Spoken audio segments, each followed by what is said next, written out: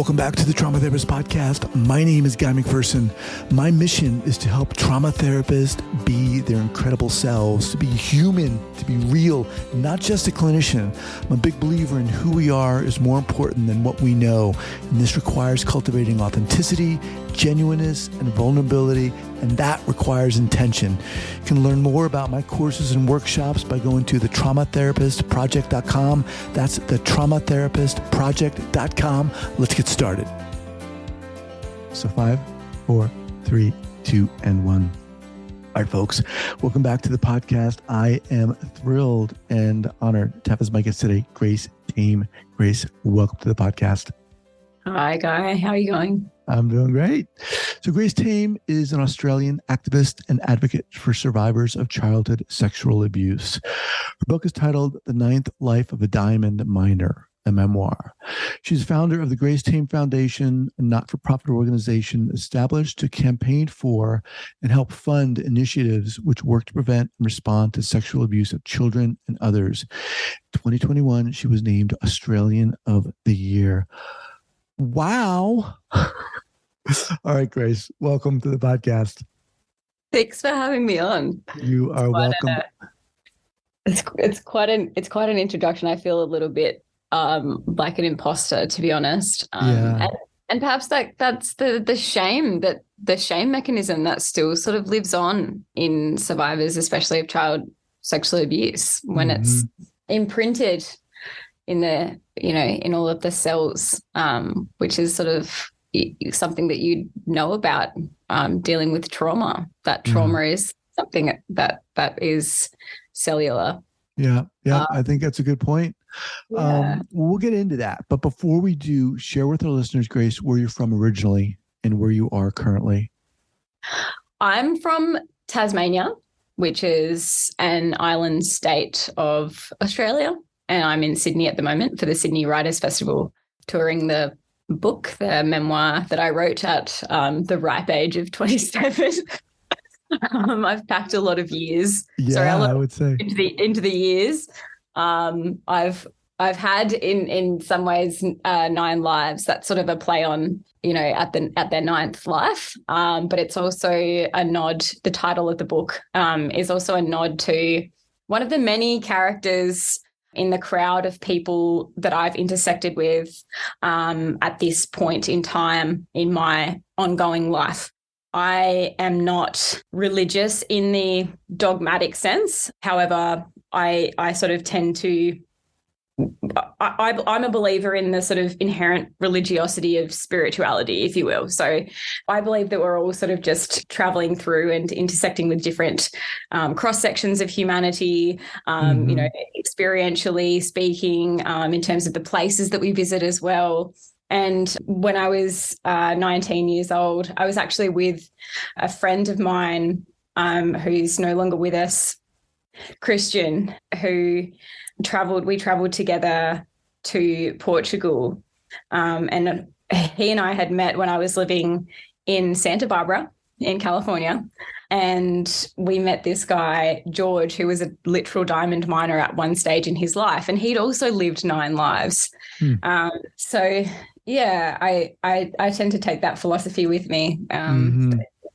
We're not defined by any one thing. We're not defined by any one experience, especially the negative things. And, I sort of was launched in Australia, was launched onto this very public platform about 2.5 years ago now, even though I started doing the work that I do in terms of child protection, in terms of advocacy for the rights of fellow child sexual abuse survivors, about 6 years ago. And I guess a lot of people in their consciousness, I was perhaps born at that point. But really, for me, the weight of the positive experiences still usurp all the negative things that have happened, or at least I try to lean into the positivity. Yeah. It can be really hard. Yeah, but I think it's a real a powerful perspective to have and to hold and to nurture. But let me ask you, how did all this start? what the heck happened? The How did advocacy, yeah. How did you get to this point? Well, it's interesting because, you know, my life has been, there's not been a lot of design to it, or there has been in a way. I've had some aspirations and some intention to do certain things, and then there's also been quite a lot of spontaneity and randomness, which is really good. But it was back in 2017, March of 2017, that I was contacted by a journalist. Her name's Nina Fennell. She's an incredible journalist who specializes, or she does a lot of reporting in the area of sexual assault. She's a survivor of sexual assault herself. And she had reached out to me while I was still living in California. I was actually living in Los Angeles at that time. She had reached out to me because the perpetrator of the child sexual abuse was at that point out of prison and attending the only university campus that is actually, no, there's a couple of campuses, but there's only one university in Tasmania. And my mother, like my father, both of my parents had grown up quite poor. They're working class. They had been working class when they grew up, and my mother had never gone to university as a young woman. She, you know, her family didn't have enough money to sit. They only were able to send the eldest of her siblings, her sisters. She's one of 9 sisters. So my mother was a mature age student at that time as well. But there were sort of lots of injustices. So this man, who was at that point a 60-year-old convicted child sex offender, was also sharing student accommodation with like 18-year-old undergraduate students. And that accommodation had shared shower facilities. Oh, wow. And also there were allegations made that included he would sit on the university gym equipment for, you know, hours at a time, including the exercise bikes that overlooked the early learning center, where some of the students from my high school where he had taught and perpetrated the abuse against me as a 15-year-old when he was 58, where some of those students were doing their work experience. And also that he would, you know, sit at the in the chemistry common room where he was doing his PhD in the chemistry department, and he had a quote unquote type, and that type was blonde, petite, and blue-eyed like me. And so it wasn't that he was just there. It was that he was still continuing to make people on this campus uncomfortable. And, you know, it was sort of later expressed. Someone asked the question, well, would you have him babysit your kids? And everyone sort of resoundingly said, well, no, this is a convicted child sex offender. And also a child sex offender who was found with, you know, a 28 multimedia files of child abuse material that included videos of adults raping children and, you know, and a folder that had a cache of photographs of other students at the high school throughout his tenure of topless girls, you know, and, you know, he's quite a conniving man. And my mother had expressed her discomfort, and then also what happened in 2016, so the year before I had been contacted by this journalist, is that he had committed another crime. He had boasted about his offences against me. He had described me as a demented weasel, and he had minimised his crimes and referred to himself as enviable. And then he had actually served another prison sentence. So he technically had 3 child sexual abuse related offences. And it was the first case of somebody being charged in Australia with producing child exploitation material in descriptive form. And it's straight from the pedophile script, because, what pedophiles are, I mean, technically he doesn't like being called a pedophile because they say it's, they like to make distinctions that, unless it's somebody under the age of 13 but, it's straight from the child sex offender playbook, that if it's if it's in the form of text or an image or a video or a doll or otherwise considered to be not real, it doesn't hurt anyone. Mm-hmm. And this is like the continuation, and we often see this in child protection, is that, behind the scenes, and we deal with this a lot because at the foundation, one of the things that we do besides the education and the pursuit of structural reform, so legal reform, is that we philanthropically support a law firm to pay for the legal work of child sexual abuse survivors. And you'll find that these stories, like the stories, go on for decades sometimes, because there'll be the contact offending in of itself and the grooming, for the child when they were young. And then they'll be dragged through these awful legal battles that aren't necessarily initiated by the child, or they'll just be like all this sort of behind the scenes continuation of like menacing, harassing, through all these different apparatuses. Like obviously now we have, and we didn't necessarily have this back in like the 60s and 70s when you had a lot of clergy abuse, and all this sort of like crime rings, organized crime, because that's what pedophilia really is an organized crime in a lot of cases. But, you'll see these perpetrators just not let go. Like they just cannot let go, because there are certain like character type. And so that's what we were sort of seeing here, is this like continuation of the injustice. And so, in 2017, both my mother and I were contacted by this journalist, and like I was only 22 then, so I was still very young, and yet it was still 7 years after, and we'd had two separate prison sentences, and he'd served 2 prison sentences. And, the first instance was him, he admitted to, like, just offhand, he said, oh yeah, it was 30 times. And when he said that, what he meant by that was 30 counts of statutory rape of a minor.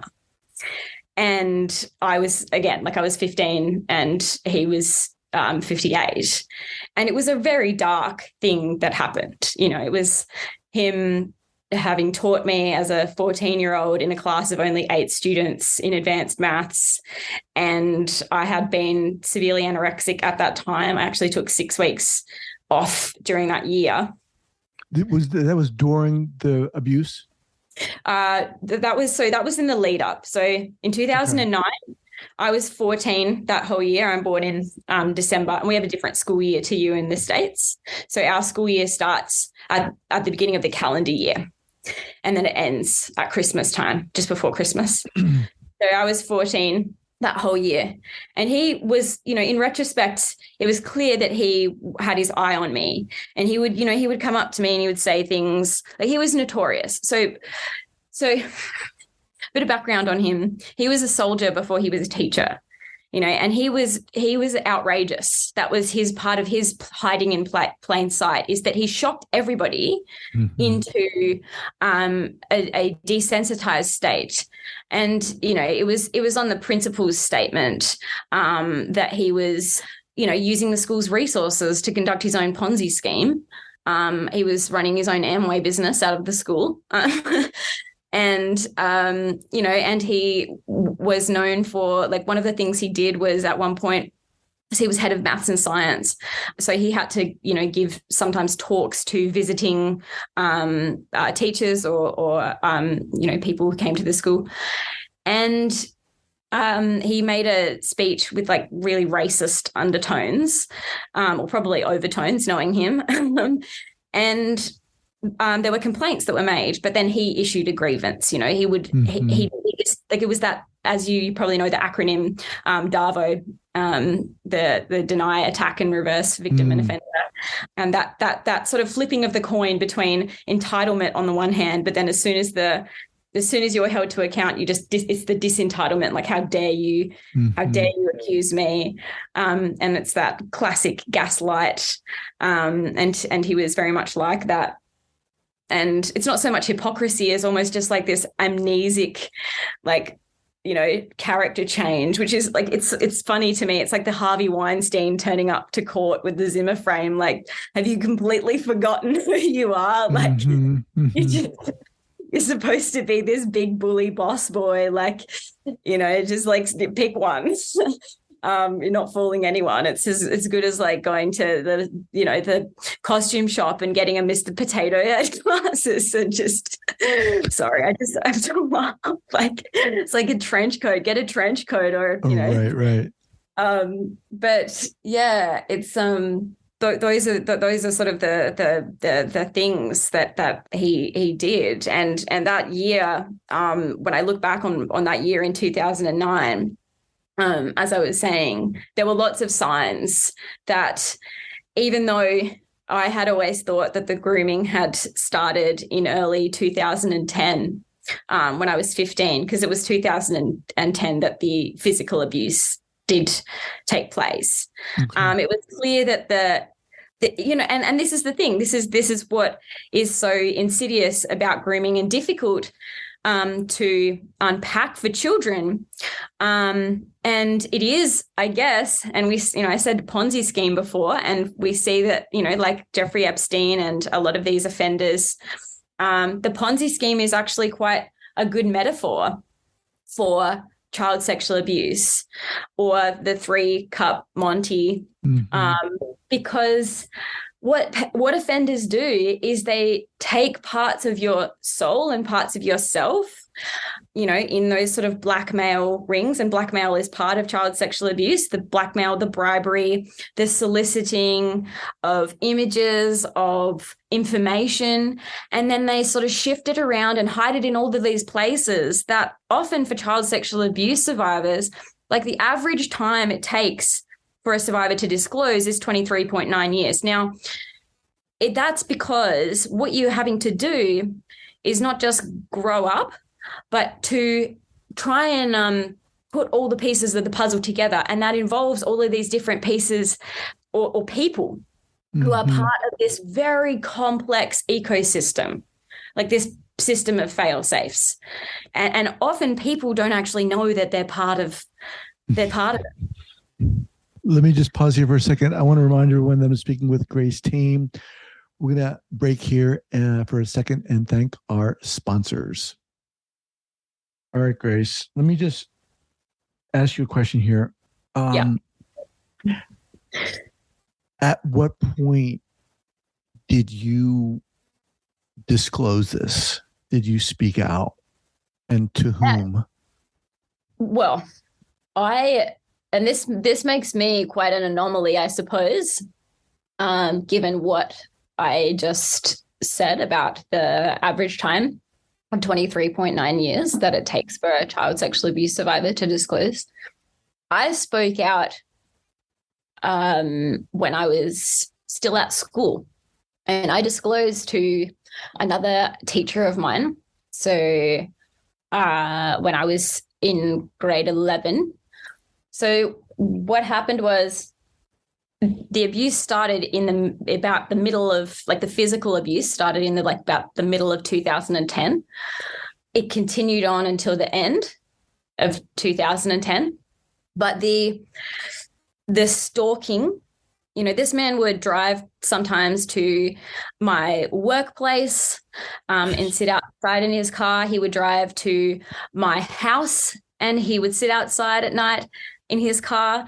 He also, in year 11, when I started in year 11, knew my timetable, and sometimes I would just look over my shoulder and he would be in the doorway, or he would make an excuse to talk to whoever was teaching my class, and he would stand at the front of the room and he would be speaking to the teacher, but making eye contact with me. It was very, very creepy. Like, this is a very, very creepy person. This is somebody who went up to one of my friends, Megan, who got her septum pierced once. And he actually touched her nose and said, "You're like one of the tribal women I killed." Like, this was like, he just said this stuff all the time. Mm-hmm. Like, at the end of 2008, to give you an example, this is how well known it was.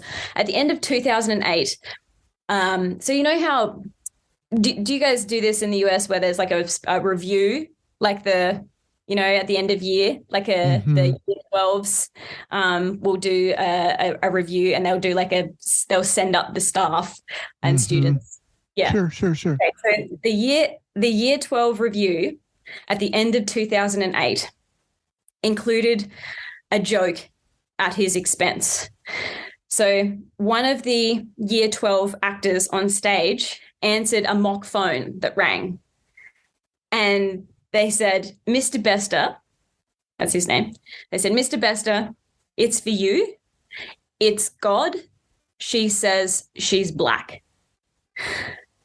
That's how widely known his racism and bigotry and sexism generally were. Mm-hmm. And everybody laughed because he was just like that. Right.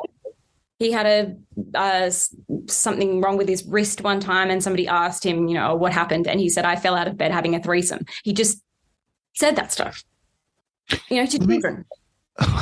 This is so, beyond. It came out later, though. It sort of came out later, though. Everyone was kind of just like, "Oh yeah, well, he like that." We kind of knew that. And then when I wrote my book, I then I started speaking out more and more, and eventually I did receive contact from other. Who did you tell first?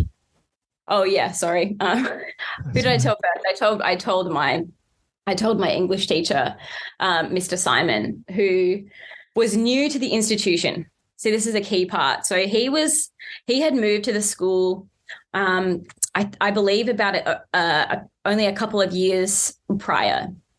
And he told us a story, an anecdote about, a teacher who had essentially the premise of the anecdote was that, it was about putting people before principals in necessary cases, in order to save lives, and especially the lives of children. And it was about putting individuals before institutions. And I remembered that anecdote. I had that in the back of my mind. I also know, and Mr. Simon's gay. And so I also had in the back of my mind that this person would have experienced ostracism, discrimination, and he had no entrenched loyalty to this institution. Mm-hmm. And whilst I believe in, respecting, like traditions, and this, especially in this day and age where I do sort of mourn the fragmentation of like the family unit in some ways, as someone who's comes from a very big family, a very close family, despite the fact that, we have our own, every family I think has its own troubles. Sure. I think I think there's a need to sort of respect those sorts of things, but not if it's like just for the sake of it, because that is what it enables a lot of abuse, and abusers know that. And I think that he knew that as well. I think he was really banking on that, because it's one of the things that, we've seen it again and in the work that we do. And so I had that in the back of my mind. And yeah, I disclosed to him in early 2011. But there was like a lot of stuff that I guess we weren't told by the school, because it's only again, we've only had to piece together all these little bits and pieces. Like we didn't know at the time that, of the existence of this other folder of girls that had their tops off. We didn't know that the first complaint that was made against him was in 1992, 6 months after he arrived at the school, and I was born in 1994. Wow. And that was like, learning these things has been incredibly distressing to hear, especially because, what happens, and this is driven by perpetrators, is that you are painted as the aggressor. You are made into the villain. And you constantly ask yourself that. Like, there's the part of me that goes, like, I was good at maths, right? Mm-hmm. I love numbers. And I'm like, damn, maybe if I wasn't good at maths as a 13-year-old, like, that's my crime, is like, I'm good at maths. Somehow it's your fault. You're implicit in it somehow. Let me ask you, how, as this was going on, and even in the wake of it, how did you manage? How did you cope? What's helped you as you've moved through this journey? For me, it's just staying grounded as one possibly can in simple values. I think simplicity is one of the most overlooked and underrated commodities, not to speak in capitalist speak, in today's world.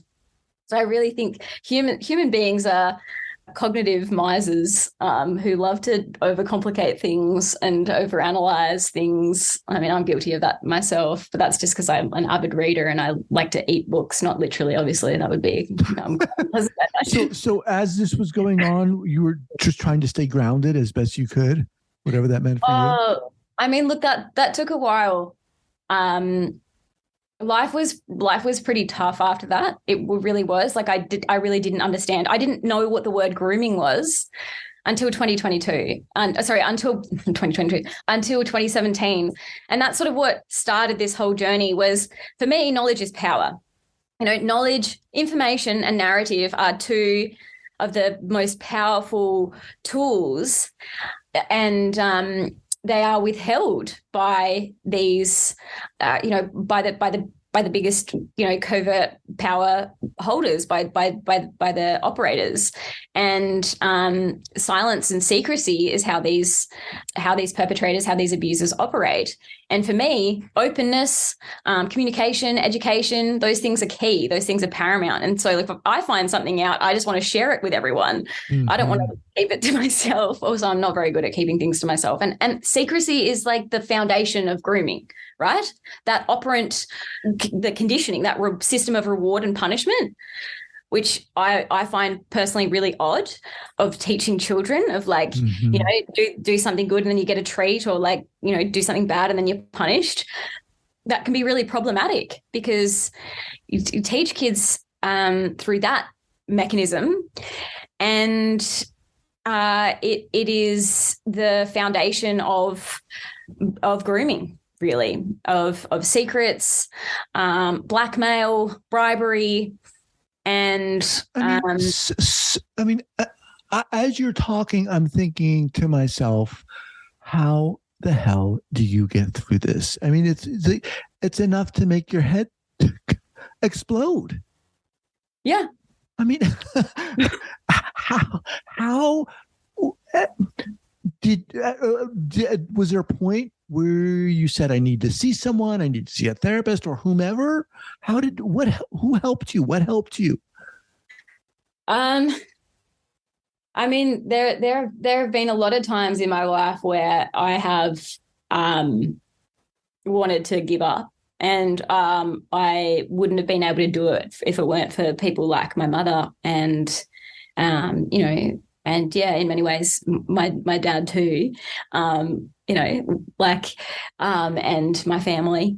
I've got a wealth of cousins. Like I said before, my mum's one of 9 sisters.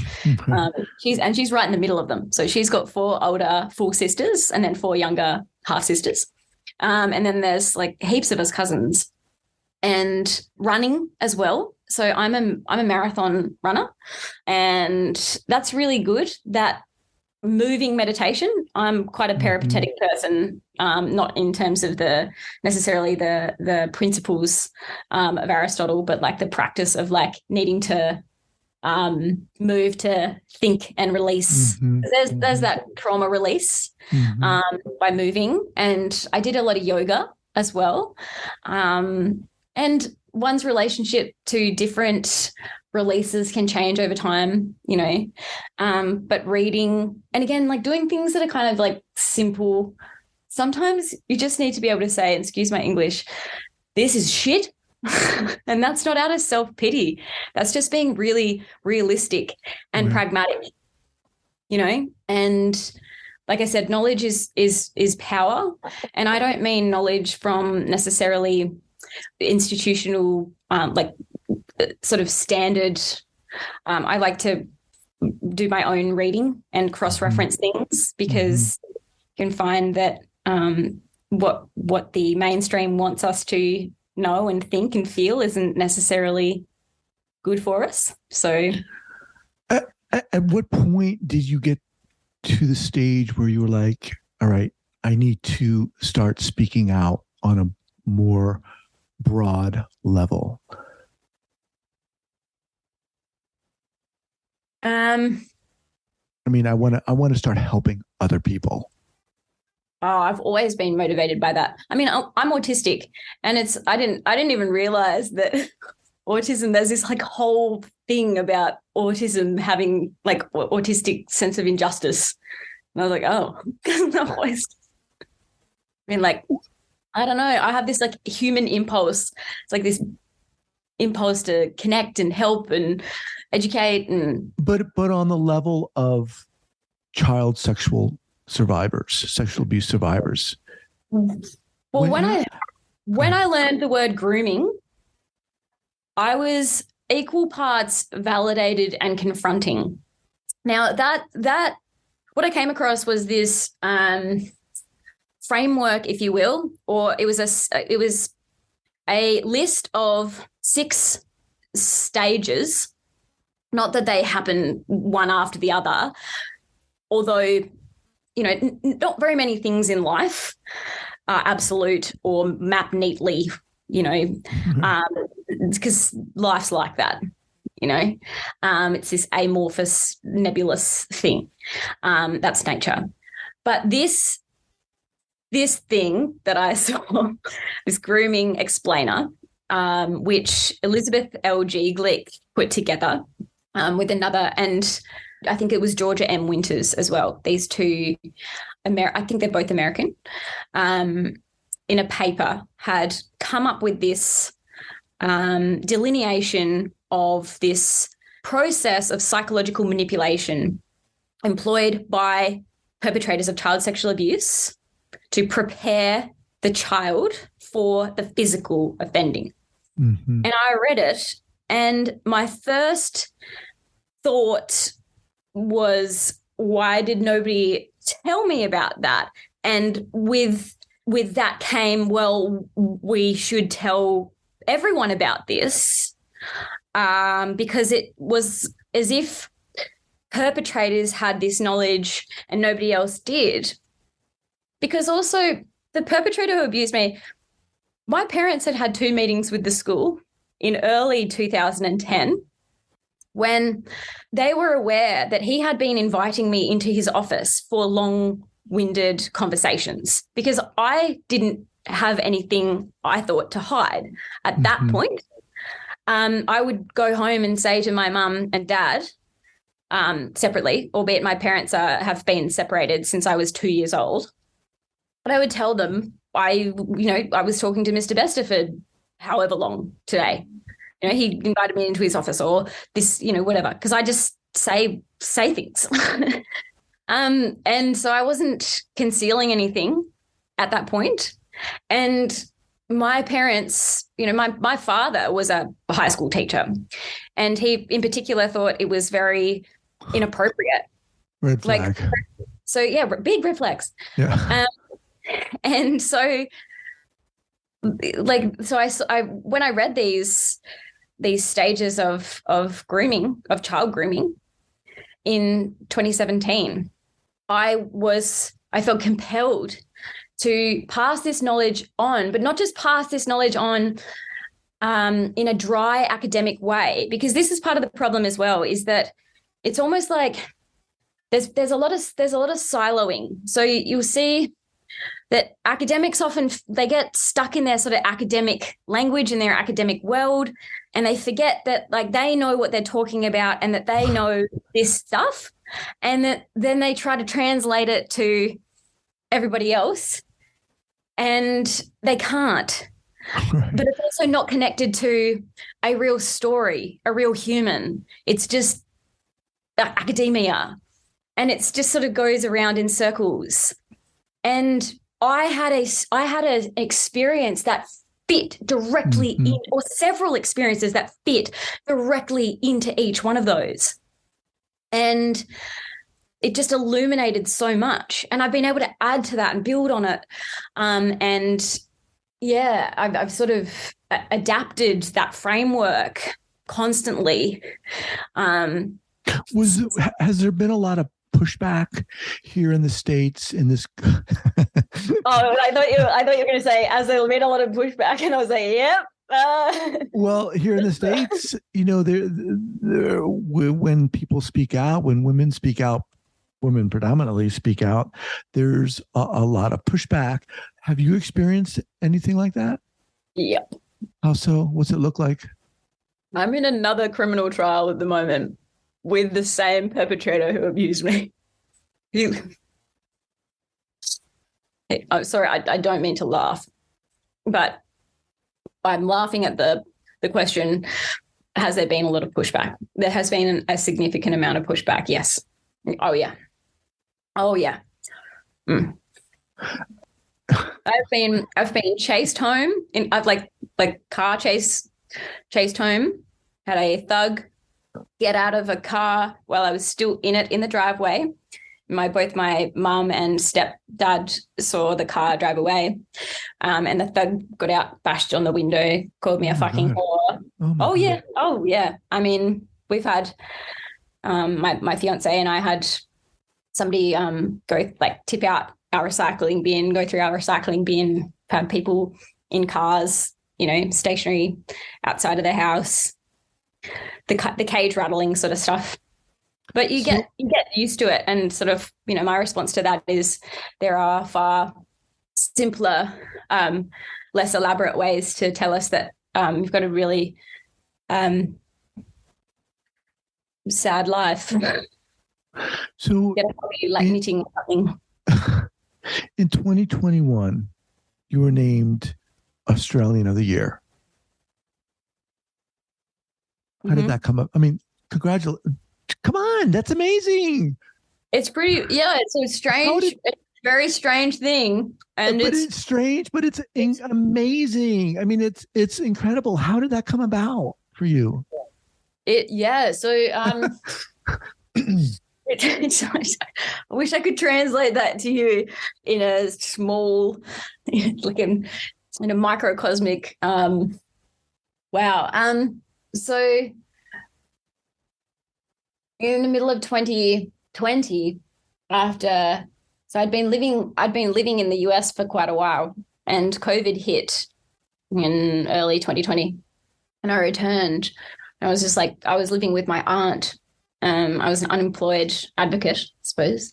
And yeah, and then in the middle of 2020, I got a phone call from the journalist, Nina Fennell, who sort of created and runs these two campaigns. One is called #LetHerSpeak, and the other is called #LetUsSpeak. And those campaigns are law reform campaigns aimed at giving power back to child sexual abuse survivors. And mine was the test case, the first case for the Let Her Speak campaign back in 2017. And that's how Nina and I got to know each other. She had been the journalist, as I mentioned before, who had reached out to me. And Nina Fennell just said, I'm thinking about nominating you for Australian of the Year. And I had no concept of what Australian of the Year really was. I really didn't know very much. I was also really quite anorexic at the time. I have dealt with anorexia, which is very much also a manifestation of autistic restrictive eating disorder. I first experienced it back in 2009, as I mentioned before, where I'd spent 6 weeks in hospital. I had been tube fed. I weighed about 40 kilos at that time. But yeah, 2020, I was probably about 45 kilos and I was running obsessively. I was running like 110 kilometers a week. And so I was also just a bit disconnected from everything, and it didn't really land in my head.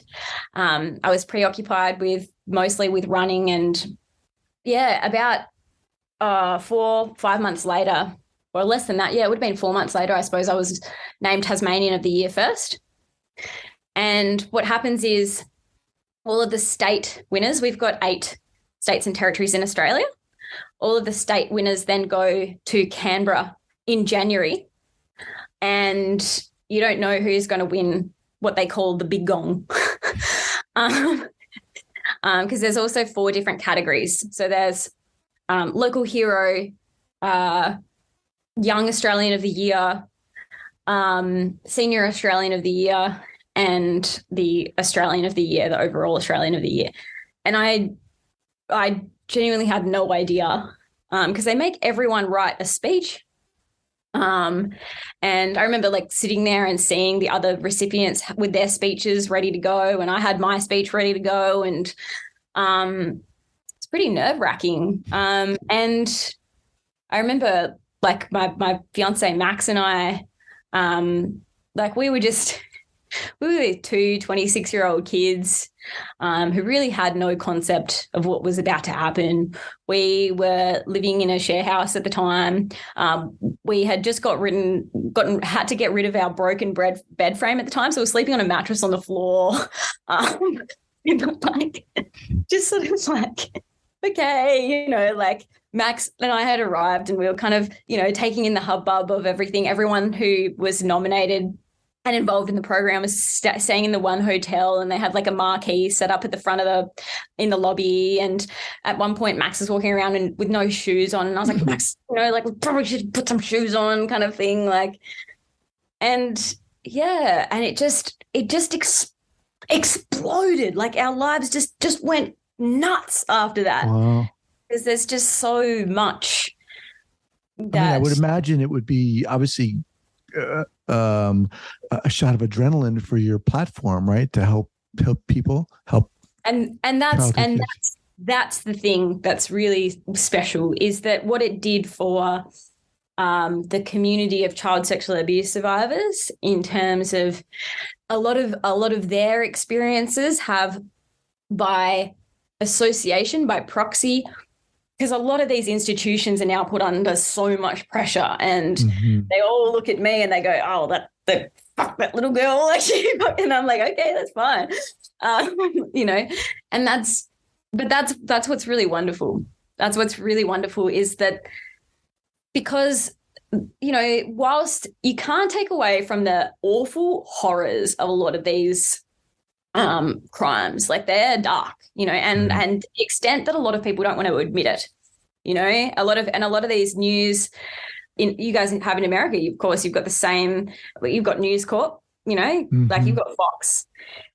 These tabloid outlets do this sort of thing where they create a distance between the reader and these actual events, is to they'll say things like, oh, it was like a movie, or it was like, it's like a fantasy or something. And I'm like, child sexual abuse is not.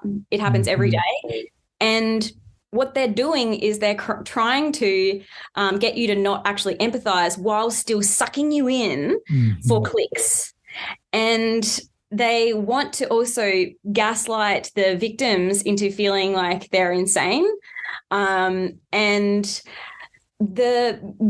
what we've done is we've given so much power back as a collective to these survivors to band together, who previously also didn't necessarily know where to find each other, and then kind of collectively hold each other's hands, not just in the proverbial sense, but literally.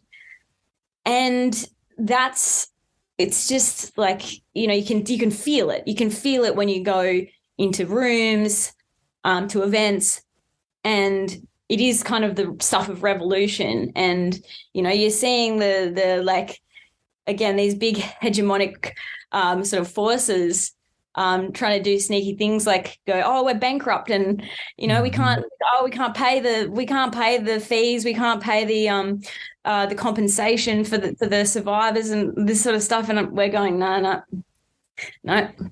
time's up now. Time's up now. You really do have to face these decades, and like up to these decades and decades and decades and decades of things that we know that what you've done. And it's quite a thing to witness. As we kind of wind down here, Grace, would you say that's your mission in a sense, to say, you know what? No, now's the time to speak up. Now's the time to listen. Well, yeah. So on the one hand, there's the dealing with the stuff that's happened, and that's really important. But my mission is to protect children. My mission is to protect boys and girls from abuse that should never actually have to happen in the first place. And that's the ultimate purpose, right? That's what life is about, is being here and living for each other. Children are the future. The best hope for setting a particular path in motion is to invest in children, invest in education, right? Right. Prevention. And it's hard to do.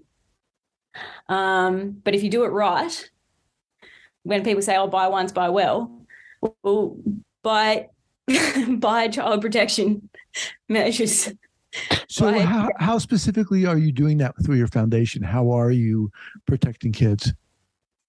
Well, at the moment, we're in the developmental phases of some really specific education modules that are tailored for under fives.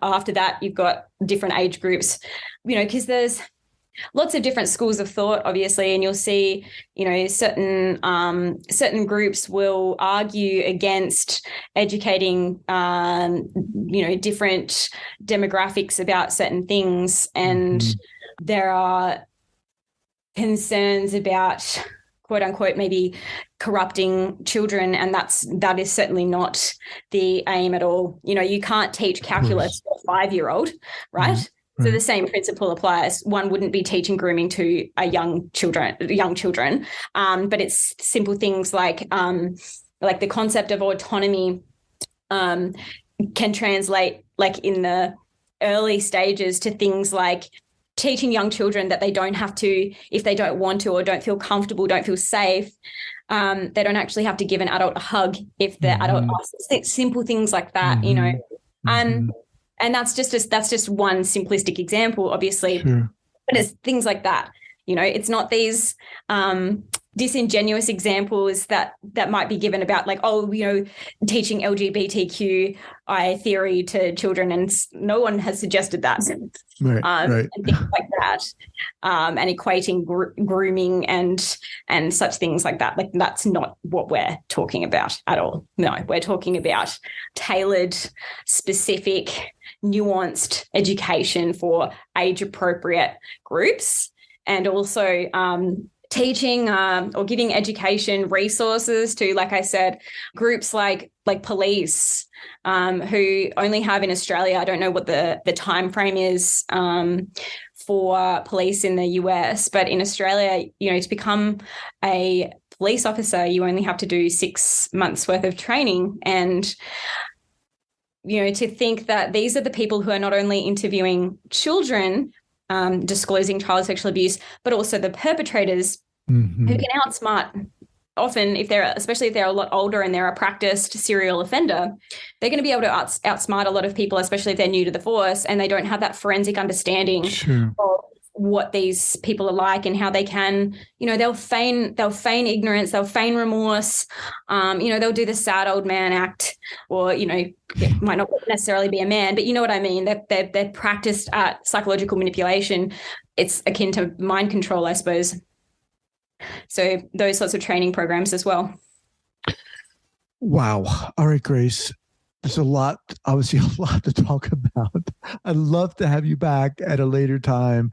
I mean, you are, to say you're inspiring is an understatement, but really I appreciate you coming on here and taking the time. But my God, what's the best way for people to get in contact with you, Grace? They can go to the foundation website. Okay. gracetame.com.au. So that would be my personal website. gracetamefoundation.org. Yeah. Okay. We'll have both of those linked up here at the traumatherapistpodcast.com. Again, I want to thank you so much for taking the time. Love to have you back. You're doing it. Yeah. Seriously. Awesome. Thank you so much. Thank you so much for having me.